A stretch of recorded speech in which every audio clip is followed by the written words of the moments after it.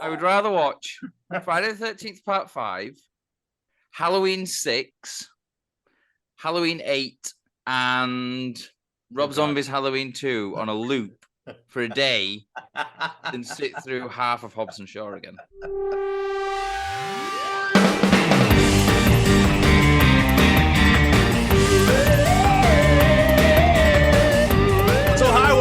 Buddy, your host always Bryan Dressel. That was perfect. That was a great cold intro. That was perfect. Fuck. Me, your host always Bryan Dressel. With me, as always, is Matt Zombie Dog. I love your name here. Shelby GT 500 CR Dykes. I mean, I'll take it. And the Shelbys are like the really cool Mustangs. Ford Mustangs. To popularmechanics.com, it's the coolest car ever made. Ooh. Yeah. I'll take that. And then we also have Joel Bentley EXP100GT DeWitte. Bentley always used to be one of those. That's a classy car. Bentley's always were the classic rap status symbol car. Yeah. Really? Yeah. Actually, the funny part is that Impalas were really popular for a time because that was name dropped during a pretty popular rap song too. So, I assume. Talk. Yeah, look at Joel's hip hop talk. I mean, from like music. From a British perspective, Bentleys are just very, very posh cars. Like very rich people are driven around in Bentleys. They don't drive them themselves. They sit in the back and just like, sip Sancière and read the Financial Times and do lines of Kirk and we've been robbing him of that. I feel like that's a thing with like Rolls Royce. I don't remember it with Bentleys, but Rolls Royce, I've heard of that. Bentleys and Rolls Royce are kind of like on the same kind of level, really, in terms of like they do very similar kind of cars. They do. Oh yeah, they both make drivable cars that move from one place to another. That are very comfortable to be sitting in the back of. do they both pass the Dre Poupon threshold? Probably not. A zinger. I told you he had a zinger. Well, we also have Bryan Jaguar XJS Lootens. Was it Austin Powers where he's always like Jaguar? That sounds right. I mean, yeah, I think it does have the Jaguar in. I'll take it Austin Powers. If I can take it and say Jaguar. Well, Ryan, I'm very sorry because you were supposed to be number 3, but I couldn't figure out how to say one of the words in number 3, and I didn't want to flub that with everything else I flub at every episode, so I gave you number 4. But in my heart, you're number 3 still. So thank you. That's all that matters, right? I'll take the bronze. Yeah. Well, there's no bronze, or that's just the order I'm reading. There's a bronze, Bryan. I was trying to say there's no awards, there's no winners. But I win. There's no winners when we all had to watch Hobbs and Shaw. Yeah, the sure losers though. I think the only person who won was The Rock because he got an extra bit of money from us. Not me though. I pirated that shit. Fuck you. I own this movie now. To be fair, I own most of the movies we watched in the show. So that means I also own like H2O and Halloween 8 and all those other ones we listed. Yeah, I own all those too. So can't knock myself too hard. Was Oak? Oh, no, it wasn't. H2O was great. That was the 7th one. Was it great? It was good. I mean, compared to this fucking film. Well, we can't compare things to Hobbs and Shaw. Like that's just not fair to every movie but Hobbs and Shaw. Whatever gives The Rock a chance to show off his Samoan ancestry. There you Samoan language. Look at him speaking another language. Right. It was dubbed. Matt's coming in hot against Hobbs and Shaw. So we'll do our quick, our first takes on this thing. I had not seen this one. I always kind of had a skeptical, I'm not sure how I feel about that, and I never got around to it. So I am very glad that we did watch it for this to kind of get rid of that curiosity. That said, I did not like it. It took me 3 sittings to get through it. I don't think I'll ever go back, even though I own it. And some of the action bits were actually pretty okay. Lesson learned, kids. Follow your gut. I mean, I know I would have watched this movie at some point. The difference is that if I didn't watch it for this podcast, I would have turned it off and not come back. Whereas with the podcast, I'm going to finish it. So I am glad that I actually got through all of it. Some of the action's okay. I like Idris Elba phoning it in. I've never seen that before. So like that was like, oh, this is something new. I've never seen him so blatantly not try. Cool. Matt, we've already gotten your take as the cold open, but is there anything else you'd like to add? I mean, it's just The Rock being The Rock and weirdly obsessed with dicks. Like, whole movie wants some dick. Yeah, I don't have anything else to say really. Like I said, I'd rather watch all those other films I listed on a loop than watch this again. Well, watch half of this again.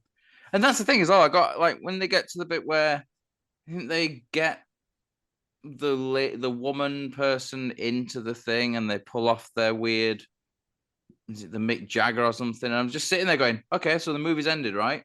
And then I bring up the timestamp and I'm like, there's still an hour left? What the fuck? That did feel like a conclusion moment, though, right? That It felt really like did. it could be leading up to the final action Should have sequence. been. Yeah. Because everything after that was just fucking awful. I mean, everything before that was fucking awful, but like, you know, everything after it was even more fucking awful. It's not all awful. We do have Cliff Curtis in the back half, which does raise it a few degrees because he's great. Not much.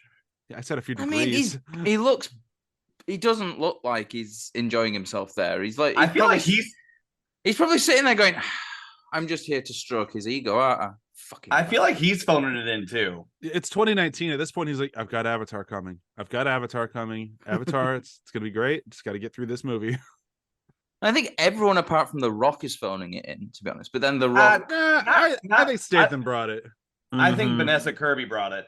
Oh, I like Vanessa Kirby in this. I think she's one of the worst things in this movie. I hate Vanessa Kirby in this. Like Why? after watching Dead Reckoning and going, oh, she can act. She's awful in this movie. Okay, We haven't got through all the hot takes yet. Okay. Joel, what's your hot take on this one? Yeah. All right, Ryan. Yeah. I think I'm probably one of the more generous people for this movie because I'll forgive a lot of the bad for some of the cool action sequences. The acting is definitely a low point. I'll agree with Matt that the last, let's say, fourth of the movie is not good. It belongs in an entirely different movie. It did not make sense for what this movie had been doing so far.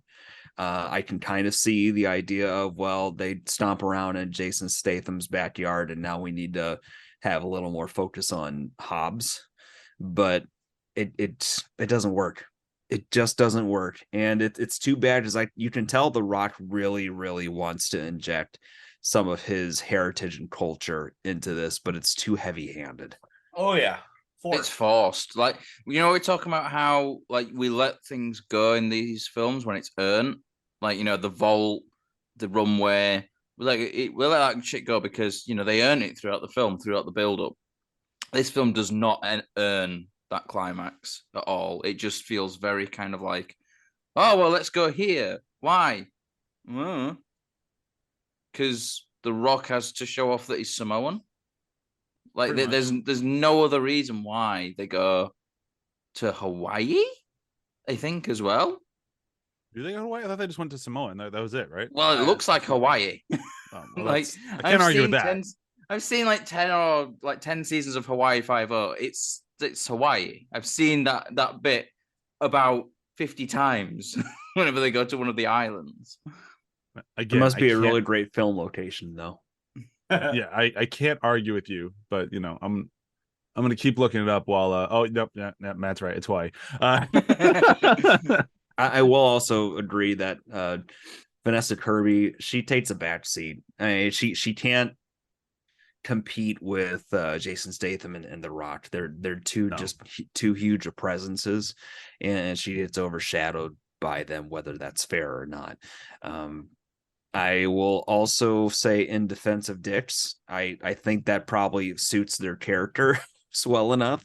You know, there's plenty of people in this world that have a dick measuring contest as part of their core personality. It's just that it does come off a little weird with how frequently that I happens. think they just needed to fuck each other, to be honest. Oh my god, they needed to bang so bad. That would have solved most of the movie's problems. I think I even wrote that in the chat when we were watching this. I'm like, yeah, I just need these two to bang. Like, I need like full blown pornographic bang, and then I'll feel better about the movie. And then they're trying to mix up Hobbs with Hattie, and there's no chemistry there. Even the movie bails on that. Yeah. The movie gets back part and goes, yeah, this ain't working. Pull the ripcord. No. Yeah. It feels weird watching The Rock kiss somebody, which is not fair to The Rock. Like, that's not like, love is love, go be you. But at the same time, I don't want to watch it. I don't know why I don't want to watch it. You just don't look like a good kisser. That's it. It looks like the type of kisser who tries to envelop your entire face. Yeah, he's too big. And she's too small. The type of guy who like licks his lips just before he's about to kiss you as well. I thought we weren't doing, dick, things like, oh, he's too big. Sorry. Ryan, what's your hot take on this movie? I mean, the amount of steroids he's definitely taken. He ain't big in that department. So when I've only seen this movie once.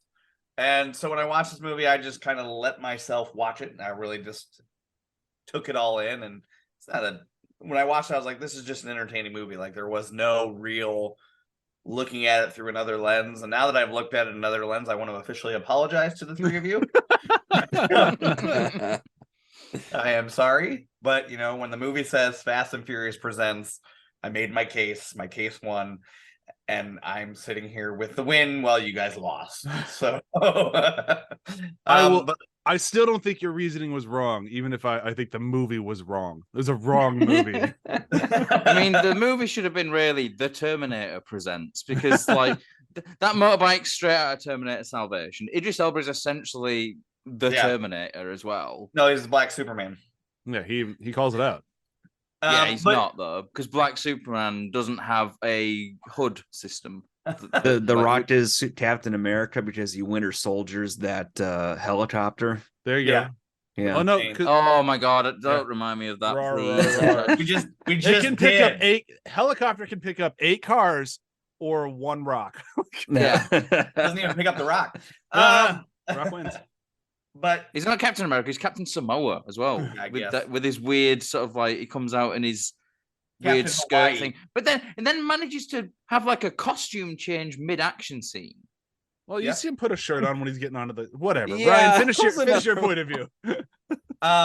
This movie is it's not the best. It's very meh. But if you watch it and just kind of soak the action in, it's okay. I think there are elements where they try too hard. I think there are elements that kind of come through. I think Vanessa Kirby does a great job in that supporting role. But yeah, this is the Jason Statham show. There's, they're like, I remember when this came out, they're like, oh yeah, it's got Roman Reigns. And that's a big draw to get all the wrestling fans to watch this movie. Roman Reigns literally does nothing in this movie. You see him in the background like 4 times and maybe throw 1 punch. That's about it. So while problematic, if you just kind of turn off your brain and just kind of enjoy it, I don't like the direction that with this next movie coming, and how this movie ended. I think it is a terrible fucking way to do it. You've got this big corporation that's this evil bad. And if you think about it, this Etion would be something that Dom and his crew would take down. Oh, absolutely. So it just doesn't work out for me. And they're like, oh yeah, it's someone from your past. So it's like, okay, well, what could this possibly be? ? And that's how they draw you in. But it's going to link to the Fast and Furious. It is. So that's my thought. That's my hot take. I agree with one point you made, Ryan. It's not the best. I said I was sorry, Matt. No amount of apologies will ever make up for this. Like I've said before, we've watched worse movies here. As much as I want to beat up on Ryan for choosing this one, yeah, we watched it. Okay, you didn't make the movie. Is all I'm saying. We have watched worse movies. You all agreed to it. That's true. These worst movies were. There was at least something in it where it was a bit like, oh, okay, it's kind of entertaining. Like Halloween 8 has Busta Rhymes shouting the greatest scene in any Halloween movie. But my other point is, those other films were not 2 hours and 20 minutes long. Well, this one is a long sit. I'll give you that. Mhm. Yeah. But I mean, here's the thing, and like, we should address solid this 80 before minutes, the rest of them. They're a breeze. we should address at least this before we move on to beating the shit out of this thing. The reason we did choose to watch this was because the setup in 8 was some of the best stuff in 8, which is already a very problematic movie. When we get to next week, we talk more about the series fatigue. I actually think the 1-2 punch of going from 8 to Hobbs and Shaw to 9 is why when you hit 9, you're like, I am fucking done with these things. Because like it's just such a long, shitty road. Because 8 is not a short film. This is not a short film, and they're both just a mess. But one of the best things in 8, and I'm going to phrase this very specifically, is Hobbs and Shaw. Like seeing them together, seeing their chemistry together was some of the funniest stuff in the whole thing. Like when The Rock is like bench pressing that one literal bench to be like, I'm gonna fuck you up. Like, and seeing them and then like the escape from the prison, like that's why we wanted to watch this, because of Hobbs and Shaw. The problem was we got Dwayne Johnson and Shaw. And it's like from that get-go, we're already doing we got Dwayne wrong. Johnson's ego and Shaw. Yeah. Well, and Dwayne Johnson and his ego are definitely one a and the supporting same. character. Mhm. That's a Yeah. supporting character. Well, that's what I'm saying though. It was like Dwayne Johnson co-starring Dwayne Johnson's ego and Jason Statham. Like, you know, this was the biggest problem in this film, I think, for me, is it's just all Dwayne "The Rock" Johnson being like, yeah, I'm the coolest motherfucker ever. I'm going to make all these really cool things. I'm going to look cool doing all this. Oh, I'm going to show you my cool Samoan background. I'm cool. I'm cool. It's like nothing really bad goes his way. Like, he never gets made to look the fool in this. He's always looking the best. Like, you know, shit happens to Shaw where he's like, oh, I look stupid. None of that happens with Hobbs. And it just screams of The Rock had final cut. He went into the editing room. He cut out all the stuff that makes him look bad and made sure that he's coming out looking the best and just left in the stuff. You know, it just screams of ego to me. Like the whole way through, I'm just like sitting there going, I'm just watching an ego trip. Yeah. And I don't want to watch any. Like, that's why I would say that those other terrible films we have watched, at least they weren't just someone's ego trip as well. I'm done. Like really sort of like hammering on this film now, because we'll have some actual discussion, but that's kind of my sort of take on it. Is it's worse than the worst films we've seen for me, because we are just watching a multi-million-dollar ego trip on screen. Yeah, this is different in that way. I will agree with you there. Joel, you were saying something too. They try to humanize The Rock too much. You mean like the humanized Dwayne? Human? It's like, do you mean like the character of Hobbs they try to humanize? Yes. Yeah. Yes. The actor and the character are interchangeable to me at this point. Sure. I mean, which is too bad, because in the 5 he was actually acting. Like in 5 he was not The Rock. In 5 he was Hobbs. Yeah. I think that's part of the disappointing thing, and it also conflicts with what the Fast and Furious usually does. Like they'll sort of meter out kind of the humanizing aspects of these characters and give them sort of tender moments or growth moments. This one, they try to fast track that for Hobbs. Like, I know they introduced the daughter already, but they show the relationship there, and they keep on bringing back to that. And to your point, Matt, and I'm sure we're gonna bring this up a lot, the Samoan last third of the movie, it just, you need to do small doses of character development and growth in this for it to match up with the sensibility of the rest of the series, and this is way too much. Dude, you nailed it. Like, especially when this is a movie that is a branch off of a larger series, you have an opportunity to really explore these two characters, and they drop the ball there for sure. I think this was Chris Morgan cashing it in, and then he doesn't even come back for 9, which we'll get into next episode. Yeah, like I have enjoyed what Chris Morgan has done with the series so far, but like this one shook any and all confidence I had in him, because like, and like maybe into another one. Yeah, maybe it's not his fault. Like, I mean, maybe it's just working with The Rock. You don't get say, which is what we've heard from many people. I mean, look at Black Adam. That thing is an ego stroke fest if I've ever seen one.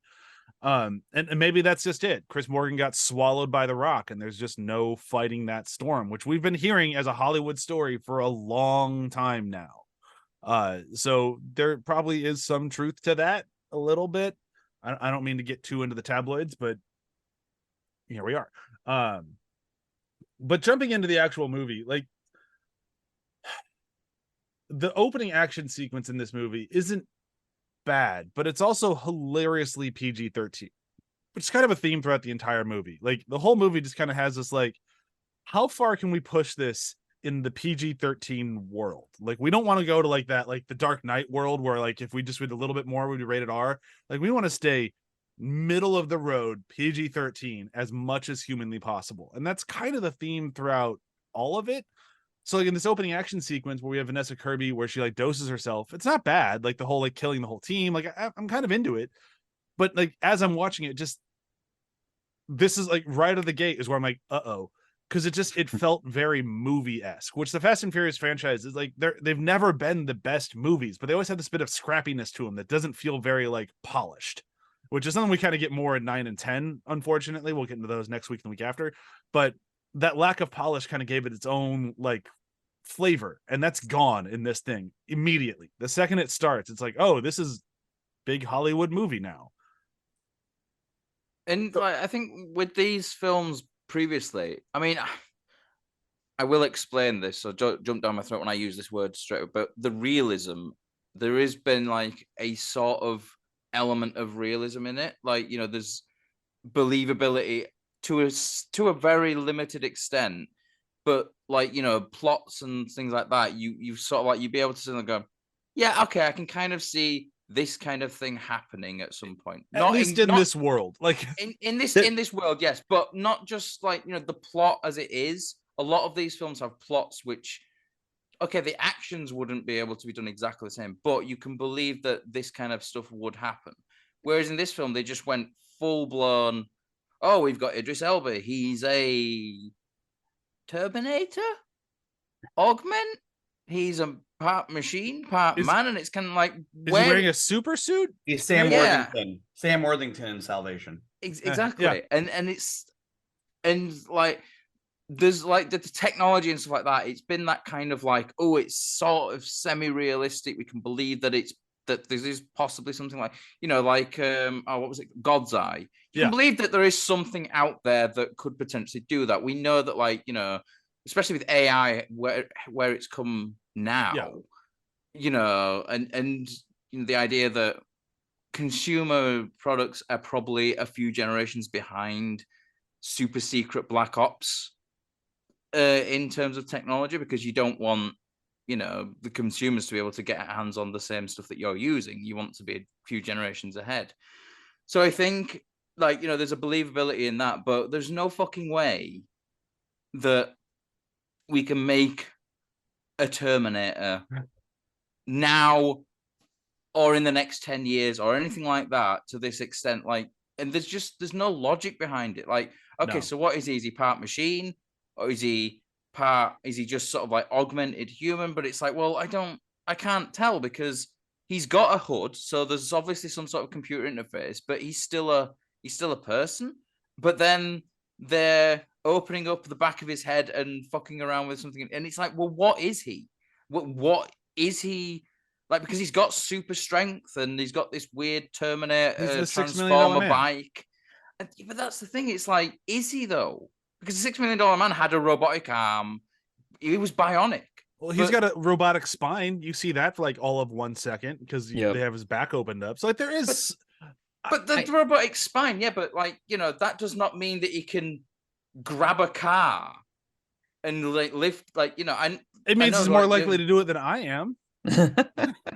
So I as somebody who's given you lots of shit this series about realism, you use the right word, logic.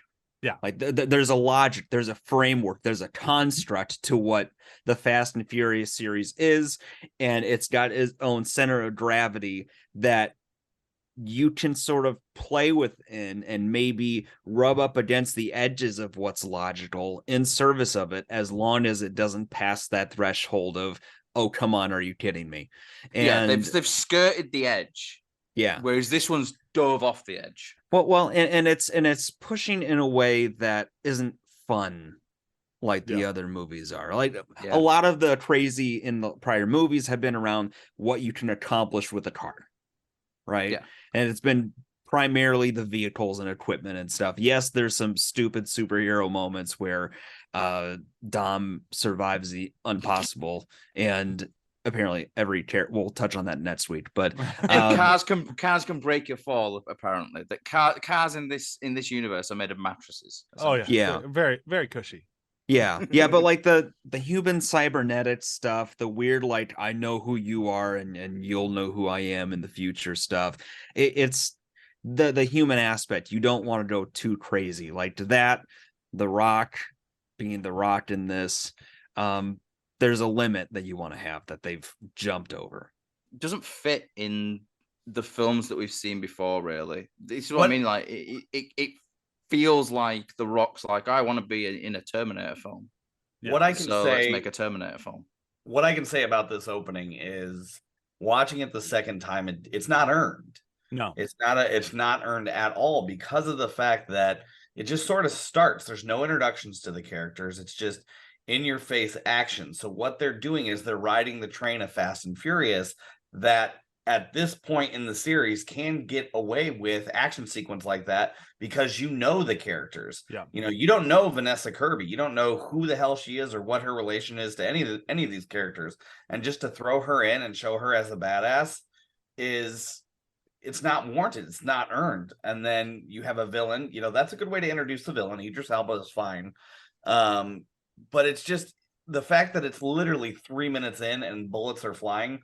Fast and Furious movies don't even do this. They start with car races, which is what the movie's precedence is all about. So it's trying to establish itself as something different with the banner of Fast and Furious, which is where I started to question things right away. So again, my apologies. Let's move on.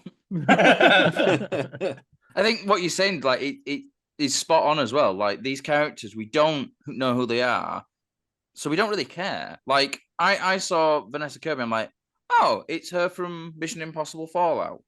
And then it's like, oh, I guess I should care about this person. But at the moment, it's like, you're giving me no reason to care about this person at all. I don't know who she is, what she's doing, who she's working for. Like, she could just be a villain. Like, you have no concept of, like, who this person is.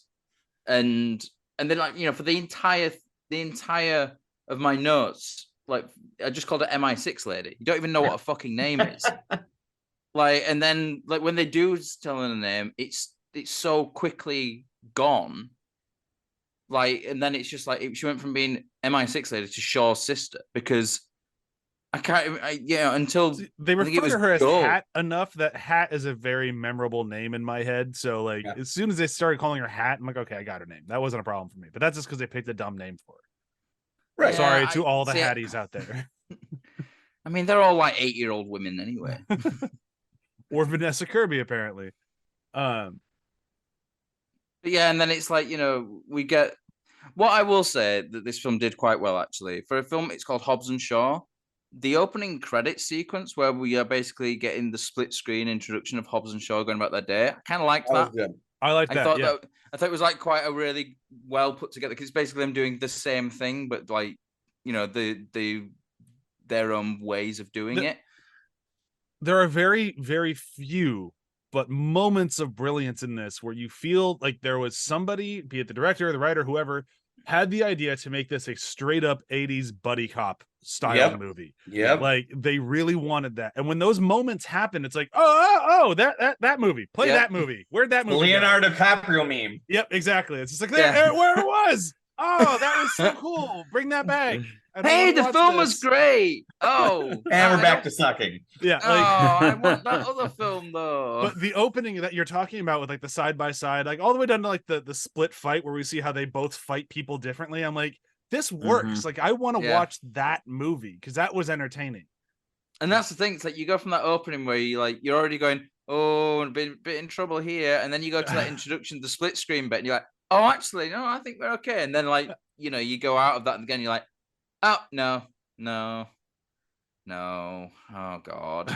And then the film just keeps going. This is what I'm gonna say about how it reintroduces the characters, you know. We already know who they are from the previous thing, and it's just showing them how they are. You have got sophistication on one side, and whatever the Rock is over here. Brute force. Right, I was gonna say brute force, but I'd rather say the Rock. But what I really enjoyed is how it all culminates in that introduction with the fight, because you're kind of re-showing their stipe files, and it really gives Jason Statham a chance to shine. Because the Rock, it's the same thing over and over again. We've seen that in the other ones. You don't really see the type of fighting that Shaw does with the champagne bottle in any of the Fast and Furious. So like I said, this is a star vehicle for Jason Statham and the Shaw character. Yeah. We're getting I'm not gonna. I mean, you can see Jason Statham and probably a couple of stunt doubles doing like just very, very impressive acrobatic fighting stuff.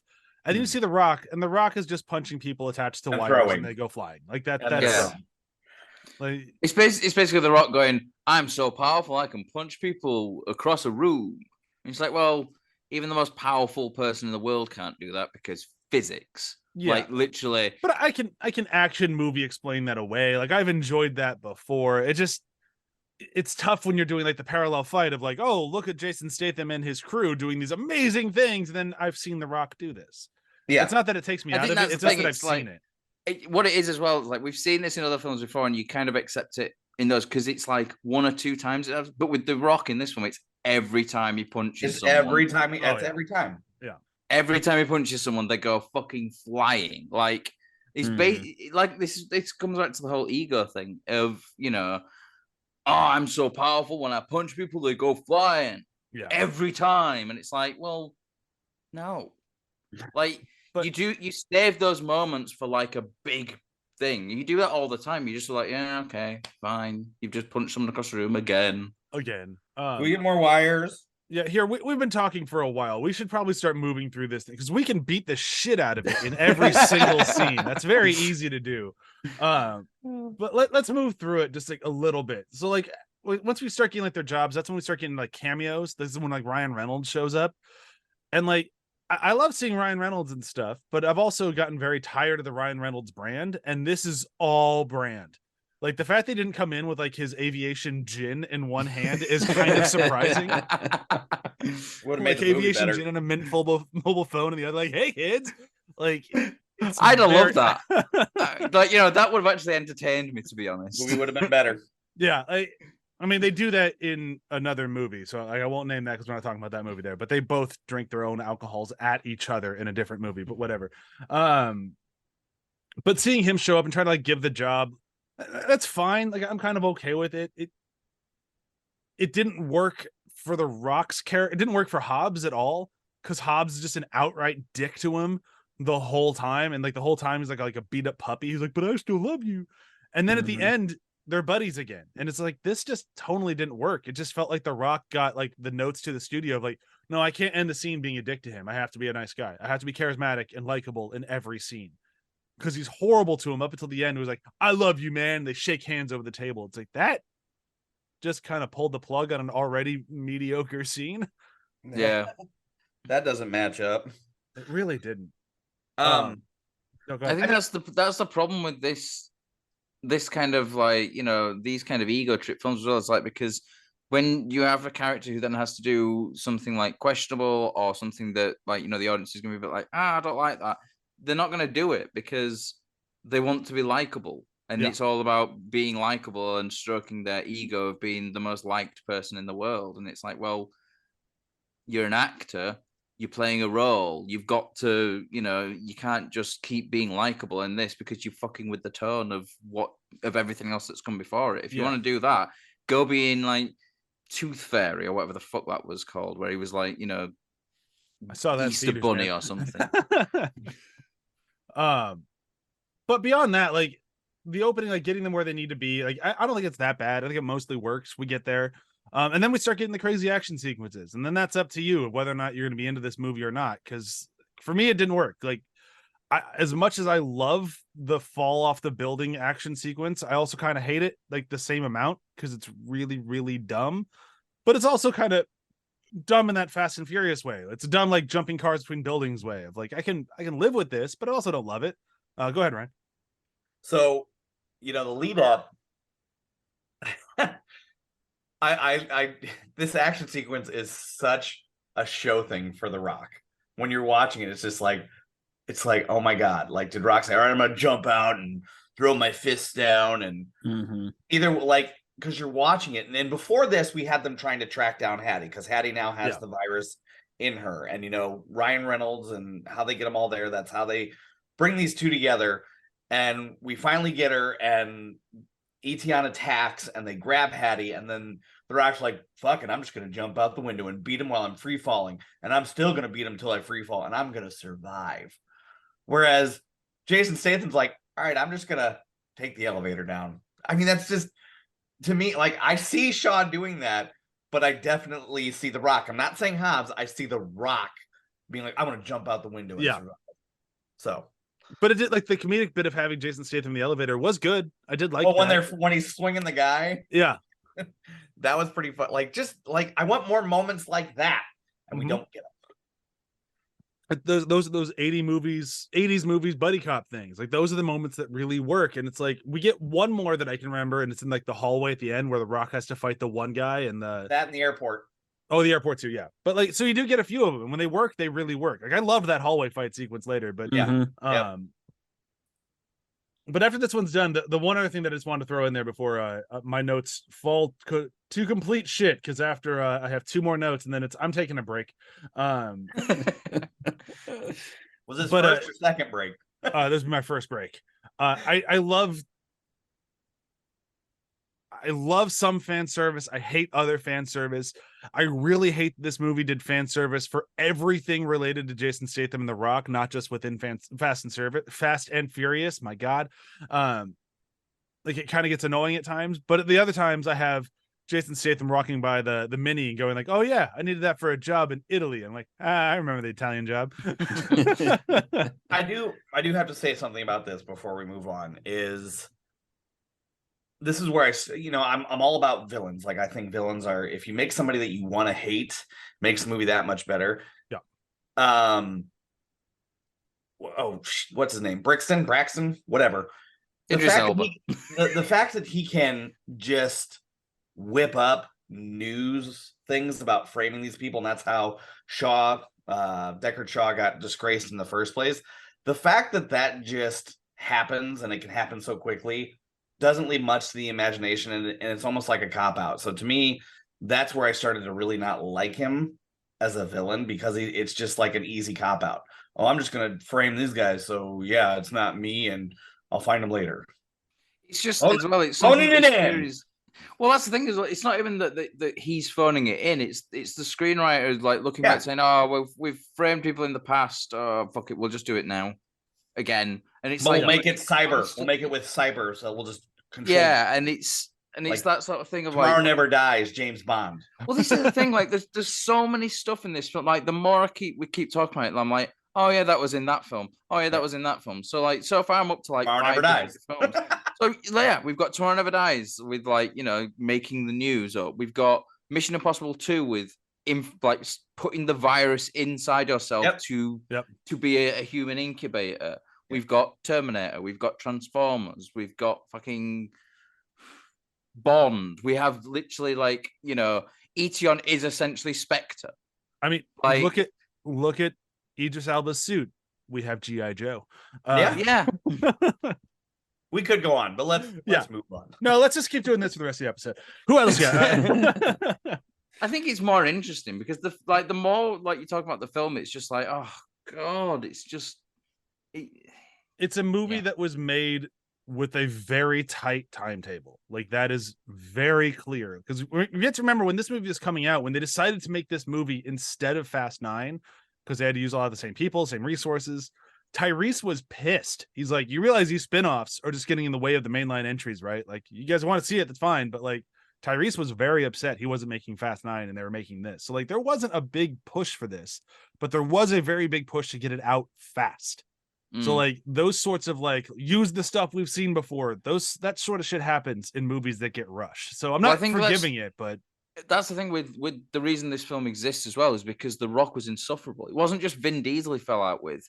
I read stuff that Tyrese was like, I never want to work with him again. Yeah. And other people as well. Like, it's it reminds me a little bit of Rise of Skywalker in that you have these insufferable fans who you then want to you change your film to make them happy, and it's basically the same thing. You have an insufferable actor who no one wants to work with, so what do? Oh well, we'll give him his own little spin-off, and we'll do that instead of the next sequel in the film series that we've been running for, like, this will be the 9th one we're doing. We'll put that one on hold though, so we can help this guy have a little ego trip who no one else actually wants to work with because he's such an egotistical dick.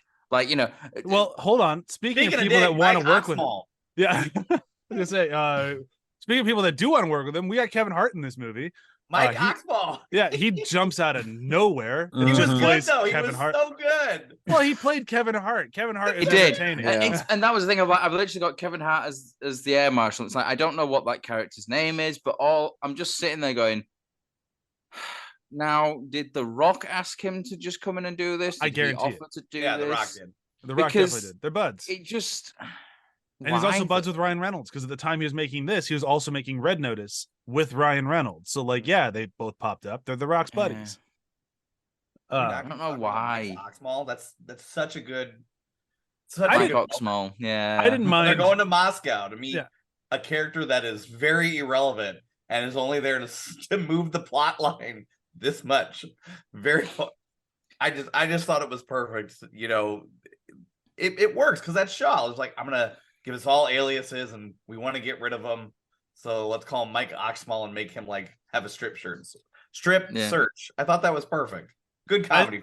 I really wish at that point it would have worked, to be honest. He would be out of the movie the whole time. Yeah, that'd have been hilarious. We just meet up with him later, just like, oh, just taking a break from that fucking guy. Got a call. He's in Samoa. Let's go. I think that's a good place to camp out. I wasn't a big fan of the callback later. That didn't really work for me. But Hugh Janus. Yeah, that one was. That was dumb. That was a bit that they. You hit the mark with the first one. When you tried to do it the second time, it didn't work. Well, Hugh Janus is basically Hugh Jass, which is the Simpsons phone. It's the Simpsons phone prank thing, and it's a bit like Mike Oxmal is actually that's a decent one, but Hugh Janus But again, remember, look at who's coming up with these nicknames. Shaw is the much better character, comes out with the much better name. Then we go to The Rock, and he should have just gone Penis Face. Like, that would have been like just as believable. Mike Penis. Oh man, that was good. And then you go to Moscow and you get this girl that she looks like she's a badass. I mean, she's got people hanging up and she's just hitting them as she's walking by, but she serves nothing but to serve the plot to get them into Chernobyl so they can steal the device to get the virus out. Here's the thing. I just watched this movie. I forgot about that scene entirely. Exactly. I did as well, actually. I don't think I've even got notes. But she's on the cover of the fucking She is. Like, I was looking at the cover earlier. I'm like, I don't remember who that is at all. What was that? And then you start describing the scene. I'm like, fuck, that was her. Wow, this movie's forgettable. Right. Like, they have her on the poster and she's in the movie for 3 minutes. And all this is the thing. Get them gear to go storm Chernobyl. Because it's not like this film needs padding as well. It's 2.5 hours long. Like, you could cut out a lot of this irrelevant shit and make probably a much better film. Like, streamline it. Pace, like the pacing is just all over the place. And I think that's why it's not as enjoyable. Like, but when we get to Chernobyl, we do have enjoyable things. In Chernobyl, we have that hallway fight. That's really cool. The hallway fight. That is really good. Not bad either. Car chase isn't bad. It's not great. We've seen better ones in this series, but it's also not bad. Like, so, like, I agree with you, Matt. Like, yeah, we should have cut that whole scene with a girl that none of us remembered out of this movie and just gone straight to the Chernobyl stuff. That's actually pretty entertaining. Yeah. Why does also what we could have left the girl in. We could have left the girl in, but cut out all the shit in Hawaii at the end. Yeah, because we don't need that. They don't go to Hawaii. They went to Hawaii. That is Hawaii. They shot it. Why do all these villains have to have their lair? I swear this is like the second movie that I've seen where the lair is underneath Chernobyl. I feel like it's Dr. Evil at this point. I want my head posted on the giant nuclear reactor. I mean, I my don't get favorite that thing, so I know someone who has been to Chernobyl. Like, they're scientists. They didn't have to. They wanted to go there because they're biologists. So they were basically there studying. The amount of shit you have to go through to be in Chernobyl, and you can only be in there for a certain amount of time. It's still really radioactive. Like, no one's building a base there. Well, like, they'll build a robot man thing. There's super soldiers. Yeah, but everyone get your going to be upgrade. dying. Yeah, they have upgrades. Be dying of radiation poisoning. Like, you'll have to reset no radiation the whole thing powers their add-ons. Whatever. What kind of business is this? What kind of evil corporation? Do this mission, get your upgrade. I know, it's like a video game, right? It's like a video game evil character thing. It's like, you completed this mission. Here, have a flamethrower attachment. I don't know. The dude wielding the flamethrower was pretty funny. I like that actor. He's pretty good. I do. He goes out like such a bitch, though. Yeah, goes out like such a bitch. But I do like him. He's a good actor. Yeah. And then we got drones again, and it's like every fucking time you always got to bring drones in. I think this middle part of the movie was decent because you have the hallway fight. You have them actually enacting the Mick Jagger. So that was kind of cool to see. And then you've got the car chase with the drones. I get it, but it's kind of marred by the chase. But up until that point was actually some semblance of story and decently written story, because we're back to the 80s tropes with the hallway. You see Hattie actually, being a character to be like, okay, is she going to survive this? Let's make sure she gets the device, all these things. You've got, the doctor who was beating the shit, and now he's claiming a flamethrower, throwing it back. Like, everything about this sequence was good. And then we go to Samoa. Yeah. And then Hawaii. From Samoa on Hawaii. This movie's shit. Like, it really falls apart. Like, yeah, like, it really does. It really does. Like, nope, it's the Rock in a loincloth, going, I'm a man. Like, holy shit, does it fall apart? Like, you have Cliff Curtis in the end of this movie, and Cliff Curtis is one of my favorite actors. Like, he is just phenomenal. He can play many different roles, can play them all great. You can watch him in this thing, and then you can watch him in Avatar, and like, he goes from like kind of bitch boy on an island to leader of an entire clan, and you can believe him in both. Like, he is such an amazingly talented actor. And here he's bear in mind the audacity of saying he's the best mechanic that Hobbs knows. Get the fuck out of here. Tej needs a word. Like, like, I don't believe you. But then he's a car mechanic who's gonna fix an antidote machine. Like, what the fuck is happening? No, extractor. It's an extractor. I don't give a shit what it is. What the fuck virus is happening? Pods out of her bloodstream. That's I'm just trying to make this believable, guys. Chris Morgan couldn't do it. That's like saying, like, I work in IT support, which means I can fix a plane. Yeah, sure, why not? Yeah. There's computers in planes, there's computers involved with IT. Yeah, exactly. Like, that's how loose this is. Oh, well, there's some screws in this device. Maybe you can fix it, right? Because there's screws in the device and there's screws in cars. Yep. Yeah. That's the logic. And he replaces it with car parts as well. Like, there's like a muffler on it. It's like, what are you doing? Like, that's not going to work. Like, and then it does work. Like, you know what would have been brilliant? Flawlessly. No problem. You know what would have been fucking brilliant is if they turned it on and it just blew up and went, oh, well, I'm just a car mechanic, guys.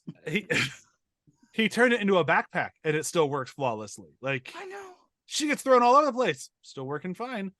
But then again, I guess that's what happens when you have the best mechanic he's ever met. I'm so offended by that line. I can't I'm just sitting here and thinking about this ending, and I just can't. Like, it's so tropey. Like, oh, we have to work together to beat Brixton. Oh, you could have done that in the first 30 minutes. We wouldn't have had this movie. Like, that slow motion double team fight that they have at the end as well. I'm sorry, that's like a video game fight where I was expecting to see, like, the little PlayStation icons come up. It's like you push it and then it's like, yeah, you got it. Quick time events. Hit X. Hit X now. Hit triangle. Hit circle.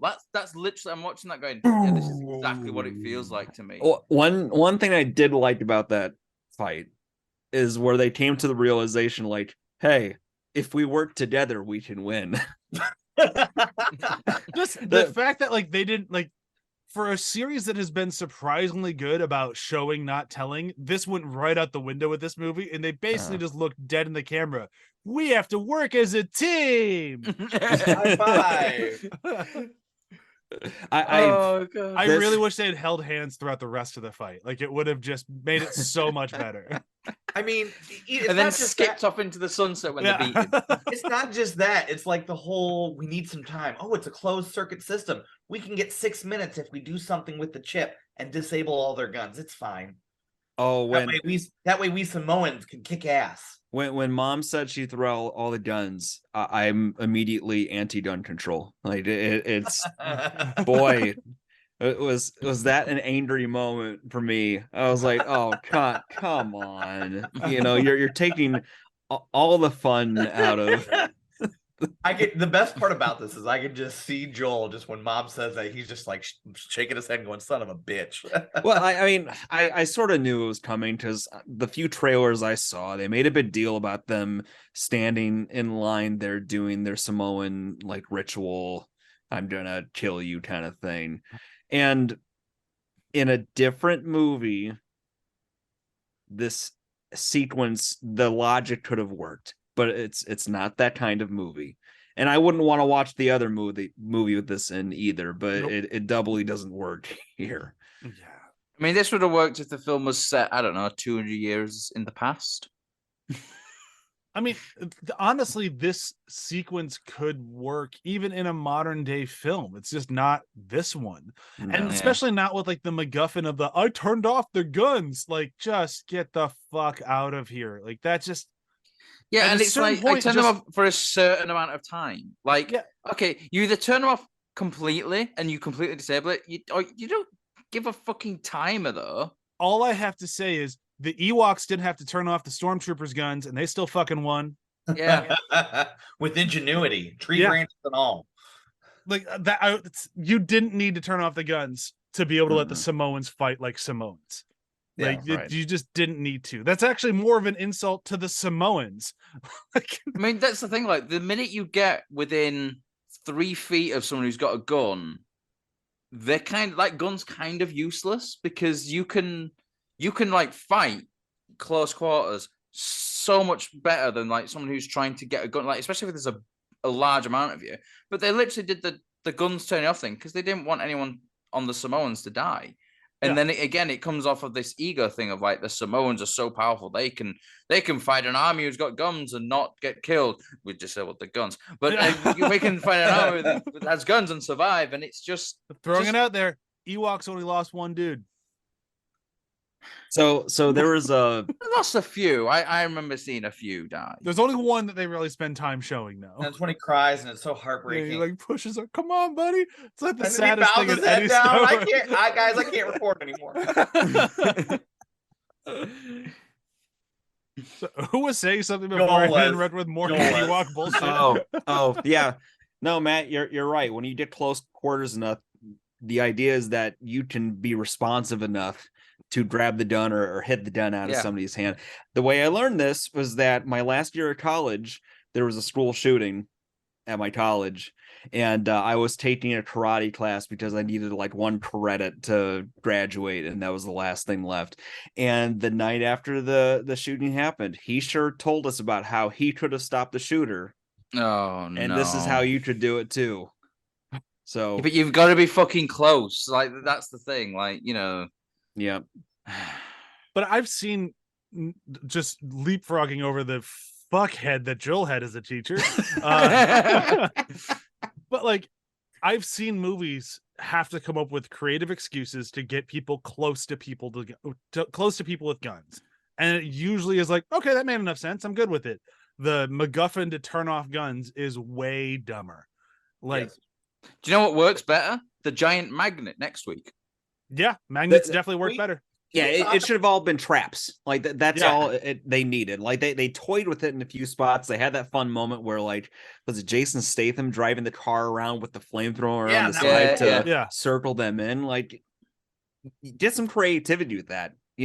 I can suspend disbelief a little better than that if it's entertaining. Exactly. Instead of just being, here's the off switch. We watched the tank scene in 6. Like, come on, like we can give you some rope. Right. But instead we enjoyed the tank sequence. Instead, we're gonna build a choo-choo train with cars and have the Rock. That as well. The Rock is all the way back yelling at the guy in the front. He's like, "I heard you. Can you hear me? Give Loud me and clear." gas."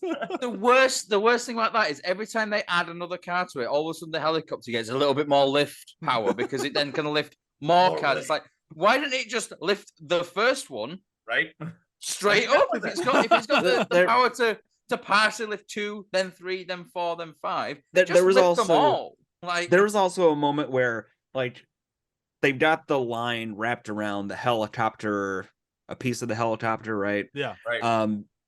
Idris Elba is Black Superman. He couldn't say to somebody, "Drive for a second, and I'm gonna just tear this off."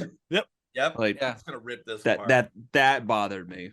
It's just so much of that look at it, and go, no. The fact that the cars stay on the ground by having the front car's 2 wheels still touching the ground, that annoys me. Over hey, best 2/3 of your car's hanging off the cliff. You've already lost. Best mechanic. And then he somehow manages. It's the best mechanic he's ever met. Somehow manages to pull Ryan fixed it. Whole scene pull makes all sense. the cars back onto the road. Though, like, well, they have one NOS. car. They have Samoan. Then why do they use NOS to pull the fucking helicopter down? They tried. They had to wait till it was more cinematic. Can we just talk about if that would have been a line? If that would have been a line in the film, I'd have actually loved that. If they're going to wait, what are we waiting for? It's not cinematic enough yet. The Rock deadpanning on the screen. Can we talk about how it's not even Hobbs and Shaw who killed the villain? It's just like it's the villain's boss, basically. He's not good enough. Turn him off. Yep. And at that point, my notes say, "Hey kids, it's the Suicide Squad." Yeah. Because he's from Suicide Squad, and the bomb went off in his head. Like, this is Suicide Squad. Come on. Well, bombed it. It didn't even a bomb didn't even go off. They just turned him off. Yeah. He's like, and it's like, and fell backwards. And then for some reason he fell backwards as well. Like, so the bad guy was Ryan Reynolds, right? Everyone else was on the same page. Like, that was clearly him and like the voice modulator thing. Like, that was Ryan Reynolds' voice. I mean, I wasn't really paying that much attention to it anymore. I didn't care.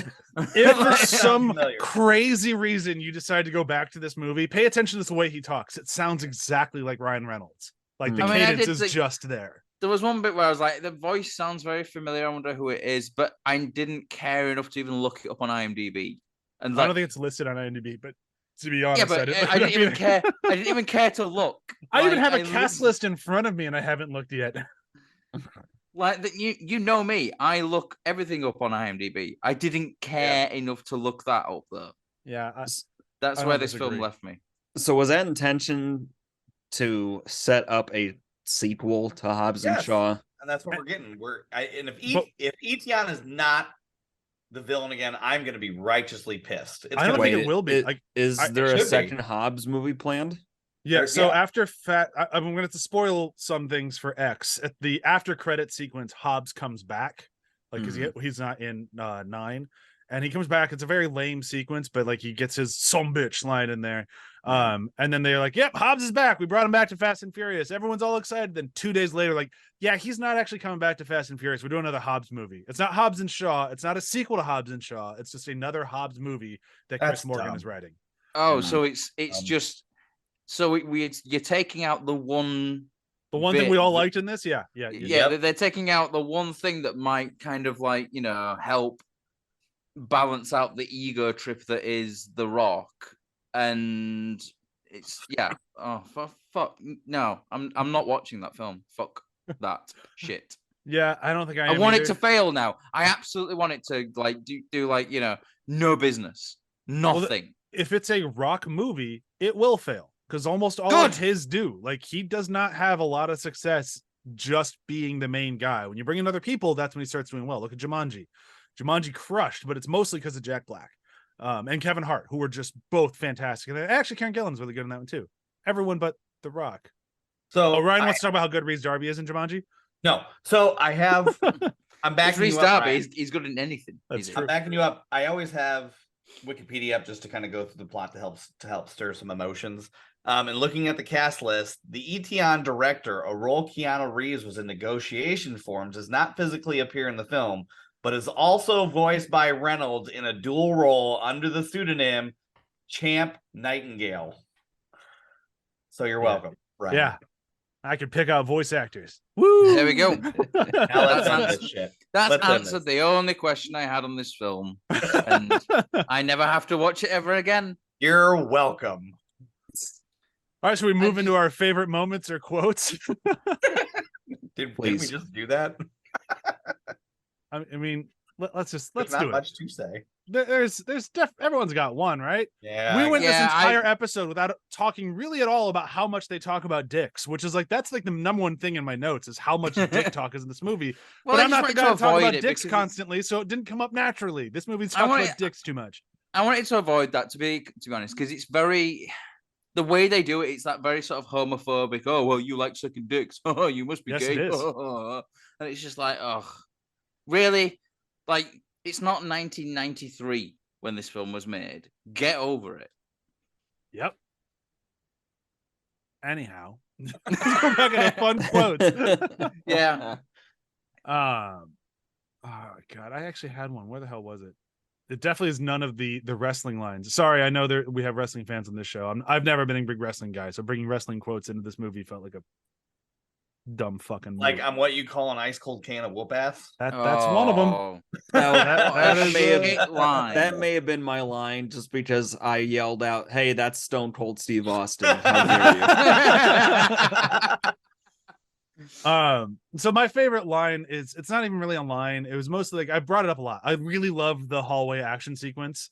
I think the hallway action sequence is just a really well done sequence. I can see why it was in every single trailer because it's the best part of the movie, which says something when you have all these huge explosive action sequences. And the best one is just your tiny little hallway fight. But the reason I love it as much as I do and the reason it made me laugh was the end when you have the room full of dudes in the room with one dude. Rock picks up his one dude and gets the scanner to work. And then Deckard trying to like access denied. He has to find another body from access denied. Just going through all the bodies and slamming them up there. And just the looks back and forth between the Rock and Statham were so good. Just like he's just so frustrated. And of course, it's the last one you try. I mean, I think what would have been funnier is if none of them worked, and then there's like just a line like, "Well, yeah, dude, it's a facial recognition. Stop smushing the guy's face against the sensor," because that would be a very weird way. Like, I have to activate this thing. There we go. Or if they've done a scene earlier, like is the face thing still not working? No, you basically have to headbutt the thing, and you just see the guys just I hate this thing. That would have been Headbutt amazing. recognition software. All right, whoever wants to go next with their favorite moment, the thing they loved the most. in Hobbs and Favorite Shaw. moment is Deckard Shaw. They're going to Chernobyl. On my 3, 1, and he ejects him. Hot goes, look at it. You see the look on your face? You had no idea how long I've been waiting to do that. I thought that was good. Nice little buddy cop moment. Sure. I gotta go with the hallway scene as well. Yeah. I can't really think about most of the other scenes off the top of my head, sadly. Like there are other good moments, but that is the highlight. I can't think of much in the way of actual quotes. Oh, I No, know. like- And I forgot to say my quote. Like there, I go kind ahead. of skipped I used access denied, so like I was kind of cheating. like the weird thing about this movie is that there's a lot of funny banter, but none of the actual statements by themselves really elevated. It was just the ongoing bickering between Hobbs and Shaw that had funny moments. There's no Cherokee drum in this movie. I did like one thing I did like is that they don't even bother with some of those smart moments, and you can tell, and it's almost self-aware. Like in the beginning, Hattie says to Britson, "Who the hell are you?" And Britson says, "Bad guy." Yeah. And then there's the moment later where they got Hobbs and Shaw tied to the chairs, and Britson says, "3 shots will kill a man." And then Hobbs goes, "Here we go. It's a bad guy speech." Yep. And it's like just dumb enough where it caught me laughing a few times. Yeah. Just meta enough. All right, can I say my line? I forgot my line. Yeah. It's when they're on the plane and they're bickering. So, like Joel said, but Deckard Shaw just looks over at Hobbs. I say Deckard Shaw. Shaw looks at Hobbs and goes, "This job requires stealth. Look at you." Yeah. It's a very fair call out. That's all I got. Matt, did you go?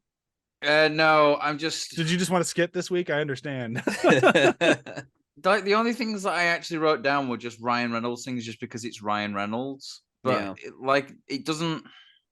It could just be Ryan Reynolds in any other film as well. Like this is the problem with like when you talk about like lines and stuff. None of the like quote unquote quotes of this film, they don't really. It doesn't fit the film, and it's not like, oh, it's a good quote in this film. It could be a good quote in any film. Yeah. And I think that's where it kind of falls apart, really. So, I'll just go with which one have I got here? She stabbed one guy in the chest with a brick. Do you know how hard that is to stab someone using a brick? Get to the point. The point is there's no sharp edge. How did he get an entire brick into a person's chest? It had to be she either had to be really strong, or the other person had to be like born without like bones. But it's just Ryan Reynolds doing his thing. Like that could have been in a Deadpool film. That could have been in anything that he sort of like appears in, really. Yeah, it's just not Reynolds line. Yeah, it's not like like some of the lines that we've had before in this series have been very much like, like the delivery of guys, they got a tank. That's so good. That's so good because it's in the sort of the context of this, but there's these lines, they're written lines. And that's what I think that's what the problem is. It like the quotes that you go there and go, oh, it's so funny that, but it's a very written line. It doesn't feel very natural. It just feels like someone's riffing on a set, and it's like, oh yeah, that's a funny thing. We'll put that in. And I think that's kind of where it falls apart for me. And like I'm less enthused about the quote and the best moment this week, really. Yeah. But for the best moment, I'll go with the hallway sequence as well. It's the most memorable sequence of this film as well to me. Like it's the only bit that I can actually remember what happens in it. The rest of it, I'm just trying to block from my mind. I do need to go back to my quote very briefly because I butchered it. But the part where they're all tied up and Hobbs says, "Here we go, bad guy speech," and they get shot, and Shaw says, "You had to open your big mouth, didn't you?" And Hobbs, this line, "Yeah, I thought it was a cool thing to say in the moment." Like him just admitting that he's just trying to be a badass and it failed. Yeah, that's pretty good. Oh, there are some good moments in this. I think we just listed all 4 of them, though. Although we listed the same one 3 times, so does that even really count? Hey, all mine was different. There's 2 mine good was all moments. Different. Yours was different. I'm reminded, Brian, that way back in the day, you made a comment about, you'll watch about any movie because there's usually at least one thing worth seeing. Yeah. In a movie, and that was the one thing. Yeah. That was my that used to be my rule for comedies. I'll watch any comedy because at some point I'm gonna laugh. Don't care what comedy it is. There's gonna be one thing that'll make me laugh. I've never been proven wrong. No, still have not been proven wrong. I've laughed at least once every comedy. Like Anchorman 2. I guarantee there's too many funny people in that movie for me to go 2.5 hours. Which why the fuck is it 2.5 hours? But to go 2.5 hours without laughing. I guarantee you somewhere in that first 30 minutes, they got me to laugh once.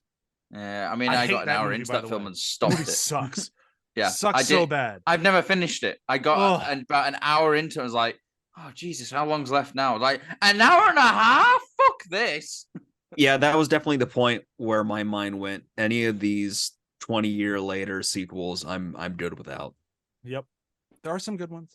Trainspotting 2, I always go back to, whatever. All right, let's move into plugs. Mine are going to be really, really, really quick this week because I'm just going to say hhpod.com. Check us out. We got good shit, including some stuff from Joel. Joel, what do you got? Afterthoughts podcast, book club, listen. Super GG radio, video games, listen. Ryan. Front row flashbacks, movie reviews, retrospect of movies from the past and why they're relevant. Matt. Afterthoughts podcast when they do June. Don't listen until they do June, though. Fair. Matt really threw me there first. I'm like, what? He's plugging afterthoughts? What did I just miss? I slipped in on one of the episodes. They didn't even realize. I just came in like he just wasn't talking. Hi. It was kind of weird. He's just nodding his head and looking at me the whole time. Really kind of threw me there for a second. All right, so be sure to tune in next week when we talk an actual pretty good Fast and Furious movie. But did this Fast and Furious movie come in too late? Did we already lose the fandom before they even had a good movie? Possibly. We'll talk about it next week. Bye. Bye. Bye. Bye. Let's get the fuck out of here. My most lackluster ending of just like, fuck, I'm done with Hobbs and Shaw. Everybody is.